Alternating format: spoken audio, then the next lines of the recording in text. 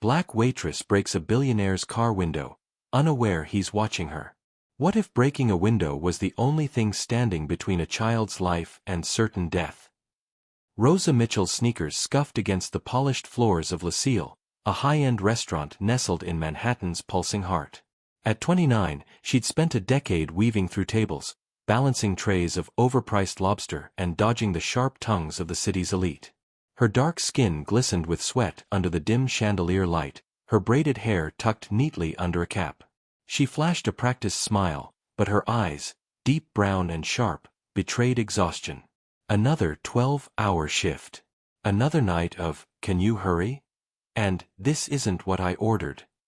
Rosa wasn't just a waitress, she was a caretaker, a dreamer trapped in a cycle of survival.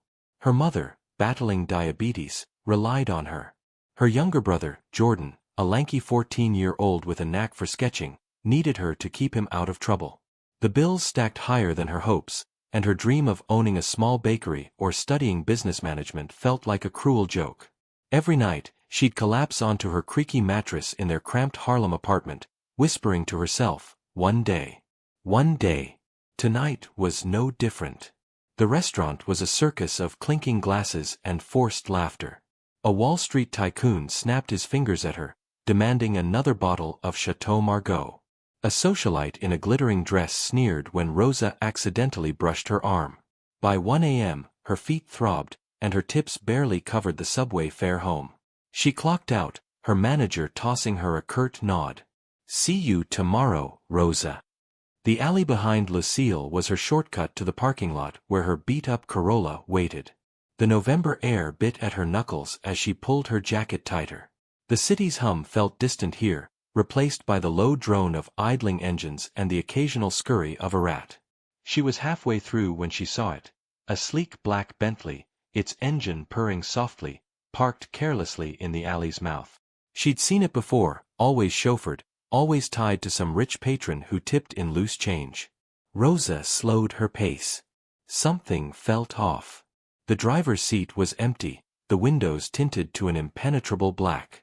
Then she heard it, a faint, rasping sound, like a child struggling to breathe. Her pulse quickened. She stepped closer, peering through the rear window. A small boy, no older than 6, lay sprawled across the back seat, his face pale, his chest barely moving.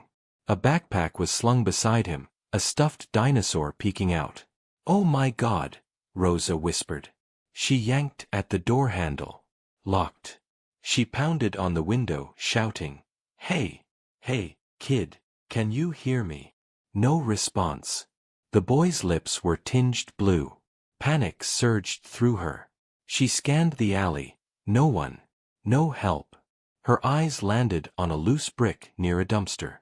Without hesitation, she grabbed it, her hands shaking. I'm sorry, she thought, then swung. The window shattered, glass raining onto the pavement. The boy stirred, a weak groan escaping him. Rosa reached in, unlocking the door and pulling him out. His small body was limp, his skin clammy. "Stay with me, sweetheart," she murmured, cradling him. She fumbled for her phone, dialing 911. "I need an ambulance. There's a kid, he's not breathing right. Hurry." Her voice cracked as she gave the address, her free hand brushing the boy's hair back. He coughed, eyes fluttering open, and Rosa's heart leapt. You're okay," she soothed. But then, red and blue lights flashed. Sirens wailed. 2 police officers stormed the alley, their hands on their holsters. "Step away from the kid," one barked. Rosa froze, still holding the boy. "I was helping him," she started, but the officer cut her off. "Hands up. Now." Before she could explain, cold metal clicked around her wrists. The boy was whisked away by paramedics, and Rosa was shoved into the back of a squad car, the shattered Bentley window glinting accusingly behind her. Andrew Turner was not a man who liked attention. At 42, he'd built an empire in tech, private investments, AI startups, ventures that reshaped industries. His name was whispered in boardrooms, not splashed across headlines. He valued control, precision, and privacy. His penthouse overlooked Central Park, but he spent most nights in his office, poring over contracts. His only soft spot was his son, Ethan, a quiet 6-year-old with his mother's green eyes and a love for dinosaurs. Ethan's mother, Andrew's ex-wife, had left years ago, leaving him to raise their son alone. That night, Andrew had left Ethan with his bodyguard, Marcus, for a quick meeting with a client at Lucille. 10 minutes, he'd told Marcus. Keep the car running. But 10 minutes became 30, and when Andrew returned, chaos greeted him. Police lights. A shattered car window. His son in an ambulance. Marcus, groggy and disoriented, stammered about falling asleep. Andrew's blood boiled. "Where's Ethan?" he demanded. "He's okay, sir," a paramedic assured him. "A woman found him, saved him. He wasn't breathing well. Carbon monoxide, maybe, from the car idling too long in the alley." Andrew's mind raced. Ethan could have died. And some stranger, a woman, had saved him. But when he asked about her, the officer's face hardened. "She's in custody. Broke into your car. Probably a thief." Andrew's jaw tightened. He didn't care about the car. He cared about Ethan. And he wanted answers. He drove to the precinct, his mind a storm of guilt and fury. Ethan was safe at the hospital now, but the image of his son, pale and gasping, haunted him. Someone had saved him. Someone had risked everything. And the police had her in handcuffs. At the precinct, Andrew demanded to see the woman. Rosa sat in a holding room, her hands still cuffed, her face a mask of defiance and fear. Her jacket was torn, her braids slightly askew. But her eyes, they burned with something Andrew recognized. Resilience. He'd seen it in himself years ago, when he'd clawed his way out of his family's shadow. "Uncuff her," Andrew snapped at the officer. "Now." The cuffs came off, and Rosa rubbed her wrists, glaring at him. "You're the car's owner?" she asked, her voice steady despite the tremor in her hands. Andrew nodded, his anger softening as he studied her. "Why'd you break my window?" Rosa's chin lifted. "Your kid was dying. I didn't have time to knock politely." Her words hit like a punch. Andrew's throat tightened. He'd assumed the worst, a thief, a vandal. But this woman, this waitress, had saved Ethan's life. He cleared his throat, forcing out the words. "I'm sorry. Thank you." Rosa's eyes narrowed. "Don't thank me. Just make sure your kid's okay." She stood, ready to leave, but Andrew stopped her. "Wait. I owe you." He reached for his wallet, pulling out a checkbook. "Name your price." Rosa's face hardened. "I don't want your money," she said, her voice low but fierce. "I want a chance. A real one." Andrew wasn't used to being refused. People took his money. Always. But Rosa's rejection wasn't just pride, it was principle. He saw it in the way she held herself, the way her voice didn't waver. She wasn't just a waitress. She was someone who'd fought for every scrap of dignity she had. And she'd risked it all for a stranger's child. He sat across from her in the precinct's dingy waiting area, the fluorescent lights buzzing overhead. "What do you mean, a chance?" he asked. Rosa hesitated, then spoke. "I've been serving people like you my whole life.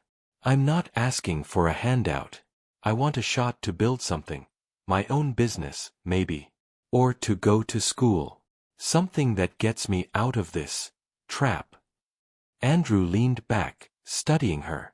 He'd spent years dodging his family's legacy, ruthless deals, broken promises. He'd started a charitable venture recently, a project to help at-risk youth, but it was floundering. His team lacked passion, vision. Rosa, though, she had both. "I have a project," he said slowly. "It's new. Helping kids who don't have a shot. I need someone who gets it. Someone like you." Rosa laughed, sharp and skeptical. "Me? I'm no project manager. I'm a waitress." But Andrew shook his head. "You're more than that. You proved it tonight." He paused, then added, "And I'll throw in a scholarship. Business management. Your choice of school. Her breath caught. It was everything she'd dreamed of, handed to her on a silver platter. But she didn't trust silver platters. Why me? She asked, eyes searching his. Andrew met her gaze. Because you didn't hesitate. You broke a window to save my son. That's not something you learn in a boardroom. Rosa took the job, though not without reservations. The first weeks were a whirlwind. Andrew's venture, Bright Futures, aimed to provide mentorship and resources to kids like Jordan, kids from broken homes, tough neighborhoods. Rosa threw herself into it, learning the ropes of project management while juggling her shifts at LaSalle. She enrolled in night classes at NYU, her scholarship covering tuition. Andrew was true to his word, but he wasn't a savior. He was demanding, pushing her to think bigger, work harder. You're not just managing a project, he'd say. You're changing lives. She saw herself in the kids they helped, angry, scared, but hungry for more. She connected with them in ways Andrew's polished team never could. She shared her story, her struggles, and they listened. Jordan started coming to the program, his sketches turning into designs for community murals. Rosa's mother, seeing her daughter's fire rekindled, smiled for the first time in months. Andrew watched Rosa transform. She wasn't just competent, she was a force. Her ideas streamlined the program, her empathy drew donors, her grit kept the kids engaged. But what struck him most was her integrity. When a shady investor tried to sway her with a bribe, Rosa shut him down cold. We're here for the kids, she said. Not your ego.